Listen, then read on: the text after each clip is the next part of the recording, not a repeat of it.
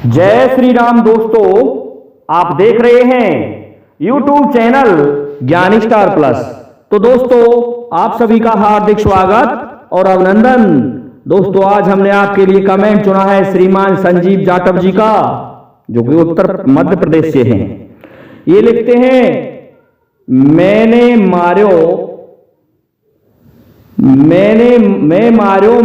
मार्यो कमल नयन को सारो, बाकी कोई खोज करे बाको काल सकारो।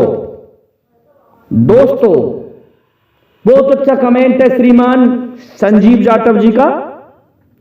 और दोस्तों, इसका उत्तर जानने से पहले हमारे वीडियो को सब्सक्राइब जरूर कर दें, साथ ही बेल आइकन को भी प्रेस कर दें, जिससे कि आने वाले वीडियो का नोटिफिकेशन आपको मिलता रहे। देखिए दोस्तों, पहली लाइन में लिखा है कि मैंने मार्यो कमल नयन को सारो। ये कौन कह रहा है और किस समय की बात है? और जो उसकी खोज करेगा कि किसने मारा है, तो उसका काल भी कल प्रातः तक आ जाएगा। तो ये कथा लेके चलते हैं हम आपको महाभारत की तरफ, कि जब पांडवों को 12 वर्ष के लिए वन में भेज दिया और उसमें 1 वर्ष का अज्ञातवास रह गया था। उस अज्ञातवास को समाप्त करने के लिए, समय बिताने के लिए पांडव आ जाते हैं अपने राजस्थान में दोस्तों, और राजस्थान में प्रवेश करते हैं। और प्रवेश करके क्या सोचते हैं कि हम बैराठ महाराज के यहां रुक जाएं तो 1 वर्ष बड़े आराम से निकल जाएगा। तो उन्होंने अपने अस्त्र शस्त्र रख दिए दोस्तों एक छोकरा के पेड़ पर, शामी वृक्ष पर, और उस पर रख के चले जाते हैं। तो भीमसेन रसोइया बन जाता है, अपना नाम रखवा लेता है वसुवल्लभ। और दोस्तों, अर्जुन अप्सरा के श्राप से, उर्वशी के श्राप से 1 वर्ष के लिए हिंजड़ा हो जाता है। इसलिए उसने राम नाम रख लिया अपना बेहदला। और दोस्तों, अब रह जाते हैं महाराज युधिष्ठिर, जो कि पारंगत थे पासे के खेल में। उन्होंने नाम रख लिया अपना कंक। और दोस्तों, अब रह गए नकुल और सहदेव। नकुल और सहदेव दोनों बन जाते हैं गायों के दूध काटने वाले और चराने वाले गौशाला में। और द्रौपदी ने अपना नाम बदल लिया, हो गई सालेंद्री। पहुंच जाती है कमल नयन के महल में, दासी के रूप में रहने लगी कमल नयन की पत्नी के यहां। भीमसेन ज्यादा खाता था, इसलिए रसोइया बना। दोस्तों, पांडव आराम से अपना अज्ञातवास समाप्त कर रहे थे। लेकिन देखिए दोस्तों, कथा बहुत गजब की है। होता क्या है, एक साला रहता था कमल नयन बैराठ महाराज का, जिसका नाम था कीचक। तो कीचक की नजर जैसे ही वो अपनी बहन के यहां गया पास में, तो उस दासी पर, अर्थात द्रौपदी जो दासी बनी हुई थी सालिंद्री पर पड़ जाती है। अब तो जिधर भी सालिंद्री निकलती तो हाथ पकड़ने की चेष्टा करता था। कहने लगा कीचक कि ये तो बहुत ही सुंदर दासी है, इसको छोड़ना व्यर्थ है। कमल नयन की पत्नी ने कहा कि कुएं से जल भर लाओ दासी। तो दासी के रूप में द्रौपदी कुएं पर जाती है जल भरने के लिए, और कीचक समझ गया सारी बात को कि हमारी बहन इसको जल भरने के लिए भेजेगी, क्यों ना मैं उस कुएं पर ही जाके बैठ जाऊं। दोस्तों, उस कुएं पर कोई भीड़ नहीं थी, राज परिवार का कुआं था। बैठ गया कीचक कुएं के ढाने में। और दोस्तों, द्रौपदी जल लेने के लिए पहुंची तो कहने लगा, आ गई छमिया, बहुत गजब छमिया आ गई, अब तो हमारी तुम्हारी कोई बात हो जाए। हाथ पकड़ लेता है दोस्तों, परेशान करता है द्रौपदी को। द्रौपदी कहने लगी, इस मूर्ख को मैं इस तरह से समझा दूं, कैसा है कीचक, मैं ये पानी भर के तुम्हारी बहन के यहां पहुंचा दूं, महारानी के यहां, और तब तक आप मेरी प्रतीक्षा करना। मैं जब अंधेरा हो जाएगा थोड़ा, उस समय दोबारा शाम के वक्त जल लेने आऊंगी, तुम मेरी यहां प्रतीक्षा करना। इस तरह से दोस्तों कह दिया गया द्रौपदी के द्वारा कीचक को। कीचक दोस्तों फूला नहीं समाया कि आज तो बहुत अच्छा काम बना मेरा, बहुत ही सुंदर स्त्री मेरे लिए मिलेगी। इधर द्रौपदी जाती है, जल को ले जाती है, महारानी के यहां रख के सीधे ही पहुंच जाती है युधिष्ठिर के पास में। कहने लगी, महाराज युधिष्ठिर, मेरी बड़ी समस्या है, मैं क्या करूं, इस तरह से मुझे परेशान किया है इस राजा के साले ने। लेकिन महाराज युधिष्ठिर ने कह दिया कि तुम्हें नहीं पता द्रौपदी, ऐसा है जिस वृक्ष की छाया में बैठते हैं वह वृक्ष, उसकी एक एक शाखा आदरणीय होती है, इसलिए हम कीचक के खिलाफ कुछ भी नहीं करना चाहते। द्रौपदी मन मार के चली जाती है और कहती है, ये तो ऐसा ही है, इसकी कोई बस की बात नहीं।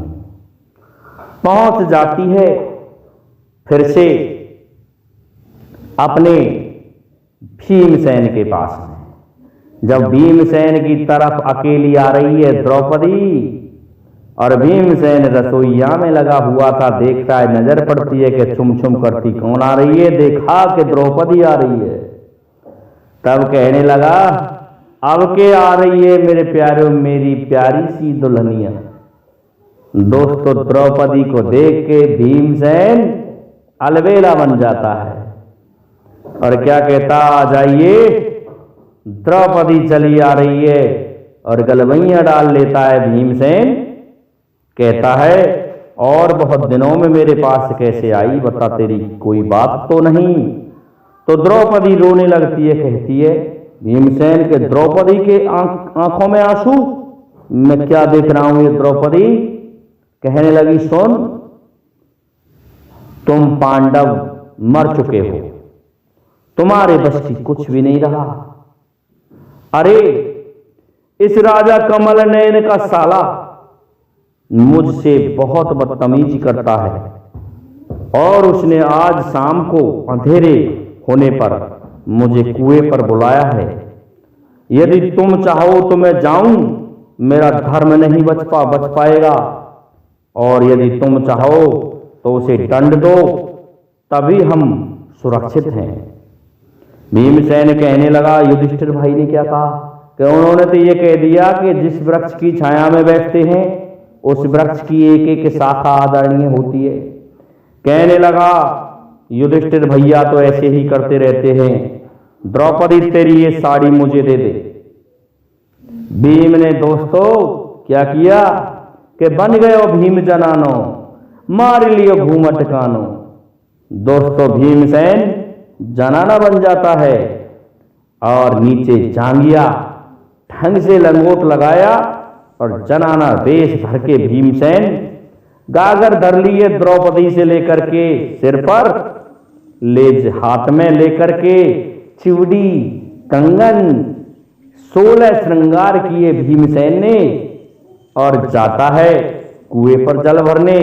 वहां उस राजा का साला कीचक बैठ करके प्रतीक्षा करता है कुएं पर कि अभी आई नहीं, सोच रहा था अंधेरा नहीं हुआ, आ रही होगी, इधर से भीमसेन जा रहा है अलबेला रसिया, और छमुक छमुक छमुक छमुक धम धम के पांव चल रहे थे भीमसेन के, जिसे देख करके हर कोई सोचने लगे कि औरत बड़े गजब की है।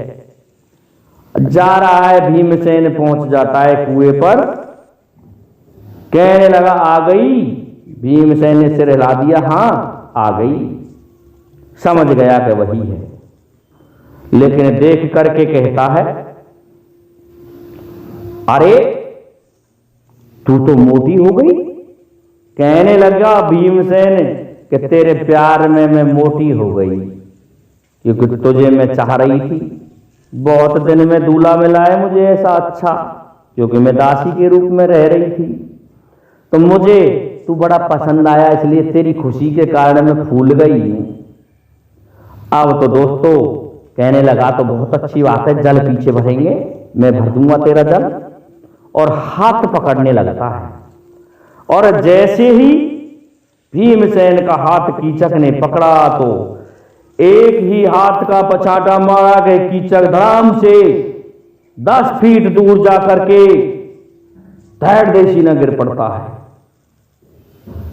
कहने लगा ये क्या किया। इतने में भीमसेन ने, जब तक वह संभलता है, अपनी साड़ी और पेटीकोट को उतार के फेंक दिया। कहने लगा भीमसेन तेरी हिम्मत कैसे हो गई कि तू हमारी पांडवों की स्त्री की तरफ आंख उठा करके देखे। जब भीमसेन का नाम सुना तो दोस्तों कीचक की नवज कहानी पर आ गई। कहने लगा आज मारा गया कीचक। अब तो दोस्तों दोनों में युद्ध होता है। भीमसेन ने उठा उठा करके पटक पटक के रगड़ रगड़ के कीचक को मारना प्रारंभ किया। कीचक कहने लगा, जब मरने लगा कि भाई मुझे क्षमा कर दे, कि क्षमा किस बात के लिए, अभी तो अंतिम पटक रह रही है, छोड़ूंगा नहीं तुझे कीचक। तूने भीमसेन की पत्नी द्रौपदी को यहां बुलाया, तेरी इतनी हिम्मत, नीच। उठा करके फिर से पटक दिया। मार देता है भीमसेन पटक दे दे करके कीचक को। और क्या करता है दोस्तों, किले के दरवाजे पर ले जाता है घसीटते हुए, और घसीट करके उस किले पर टांग देता है। काले कोले को लेता है और उसकी छाती पर लिख देता है कि मैं मार्यो और मैंने मार्यो, कमल नैन को सारो, जो इसकी खोज करेगा उसका काल सकारो। अर्थात जो इसकी जांच भी करेगा उसका काल कल प्रातः हो जाएगा। दोस्तों कमल नैन के साले को किले पर रख के गेट पर भीमसेन रसोई घर में चला जाता है, ले जाता है अपनी साड़ी फाड़ियों को उठा करके।